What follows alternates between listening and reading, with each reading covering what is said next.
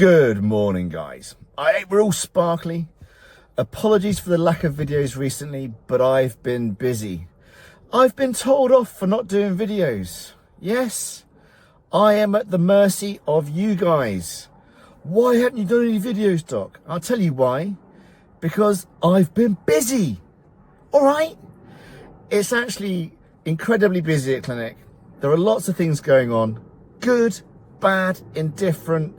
The work never stops. The work never stops coming in, so I can't stop working. Nobody cares, work harder. But how many times do I have to say, earn your reward? Well, one more time apparently.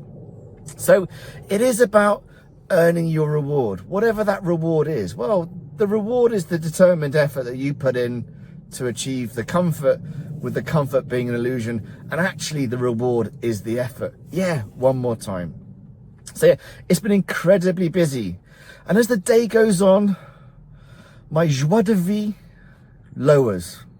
The weight of the world crushes my spirit because I am so busy, and I'm trying to see these challenges as opportunities, not threats. But sometimes it's quite overwhelming, and you do see them as threats, but you go, hold on, take a step back, let's be considered and see it as an opportunity, because you can always turn a potential threat into an opportunity with the right mindset. So we talk about the 4 pillars of hormonal health: lifestyle, nutrition, exercise, and mindset. Now, we've spoken about lifestyle, exercise, nutrition, loads. We talk about mindset all the time, but we need to go over it one more time, don't we? So you've heard the phrase, it's better to be a warrior in a garden as opposed to a gardener in a war. Now that's true. Now we're in the garden because we live in a very safe society. We still have these internal drives that want us to be the warrior, but we have to be the gardener in the garden. And that's not us, is it? Men, testosterone, dopamine driven, reward driven.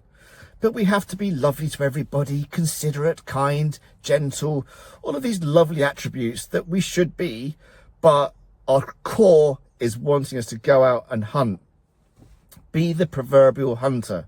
So you have to make sense of the madness. So how do you do that? Well, you need coping mechanisms in place to allow you to make sense of the madness. And it starts with hormonal health. That is the foundation. Testosterone is the foundation. Cortisol, the counterbalance. You need healthy hormone levels to have the right perspective. But still, ultimately, it's down to you whether you see things as challenges or threats, see them as challenges. So yeah, we talk about mindset all the time because it's incredibly important, because you can still see the glass as half empty. You want to see it as glass half full, because it's all about choice. And if it wasn't about choice and it was just a fait accompli, how miserable would it be? We're not going to go into the do you have free will bullshit, but yeah, you have to make the right choices to be the best version of yourself. So it starts with hormones. Now, your hormonal dysregulation, your low testosterone, is as a result of lots of wrongdoings, a cascade, chronicity to those wrongdoings. You're constantly making the wrong choices.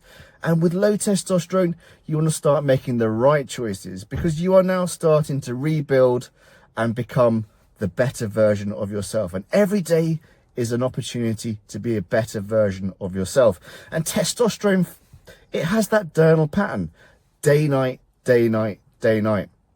What happened yesterday is irrelevant. Learn from what happened yesterday to be a better version of yourself today, to have a more considered future. You are constantly building resilience in a world that is constantly at you. I feel suffocated sometimes because everybody wants to take something from me. Now, is that a negative? Well, no, I should see that as a positive. So they're looking to me for advice. A patient came in the other day, absolutely flying, super happy. And he says, Doc, give me some wisdom. All right, no pressure then. So we had to have this philosophical conversation about life, and it was fascinating. It was absolutely fascinating, but it's exhausting. So you do need to take personal responsibility and be accountable for your actions, because Ultimately, it's your journey. As we've said many times before, the journey of 1,000 miles starts with a single step, and you're in control of your destiny. So be in control.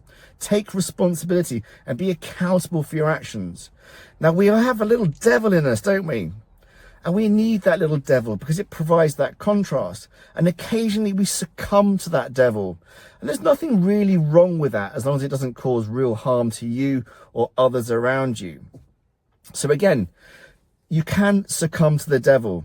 And I often succumb to the devil because I'm tired. And I sometimes want to take the path of least resistance, maximum reward. But that reward is short-lived because it hasn't been earned. And we've said before, the determined effort that you put in to achieve the reward is the actual reward, not the end outcome. Now, you can't cheat consciousness.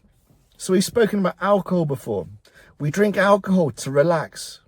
But paradoxically, after we've relaxed, your body and mind is hyper alert because where have you been for 4 hours? All the other substances that we take or took in the past, all of the negative behaviors that you engage in, gambling, sex addicts, constantly seeking validation. No, it's about taking the path of long resistance, not least resistance, if that's even a phrase, because it's about the journey, not the destination. But again, we're weak-minded fools because we're warriors in a garden and we're trying to be gardeners in the garden, but we're not. We're the warriors. So we fundamentally have to make more effort to understand our physiology. And in the first 40 years of life, you're developing this wonderful, healthy ego to make you the successful person that you should be. And then you realize, oh, that's not really the person I want to be. Now we talk about balance, yin yang, and life is literally all about balance. You must establish harmony and have that equilibrium, and the effort is necessary to achieve outcomes, but the outcome is secondary to the effort. One more time. Because life is about balance, but it's that conscious decision to make that next step forwards. So when you exercise, you release myokines from the muscle, which positively impacts the brain. It actually builds resilience and reduces stress. You release endorphins at the end, so you get that satisfaction from exercise. You release dynorphins, so you build resilience again, so you can cope with the hardship. And we need that hardship. And we've become so soft in society. Oh, it's a bit cold, put your jumper on. Take the escalators, not the stairs. Take the stairs. Save energy. Save energy for what? To sit there on the couch eating your food for comfort. Remember, food is comfort eating. To then go to sleep, having built up all that psychological stress, not released it physically. We're physical beings in a world of psychological stress, which is perverse. So you must make sense of the madness and have daily practices. You remember, day, night, day, night, day, night. Daily practices to make sense of the madness and cope. Now, your working life. Hopefully you enjoy your working life. I love my job, but my God, it's stressful. I'm dealing with people's emotions, and we talk about physiology and psychology, and emotions should be fleeting and let them go, let them pass. But again, we're emotional beings, but we need to work on our physiology and psychology. So I'm constantly saying the same things. Because if you positively impact your psychology, it will impact your physiology, and your emotions will be more positive. So I'm exhausted at the end of the day. So I don't have time to do videos. So I apologize. But it is what it is. I have to cope. So I hit the gym in the morning now. The ice bars are a distant path because I need to hit the gym first. I do my ice bath in the evening when I do my hot sauna, because that's my downtime. I need that downtime. I want that alertness to start off the day.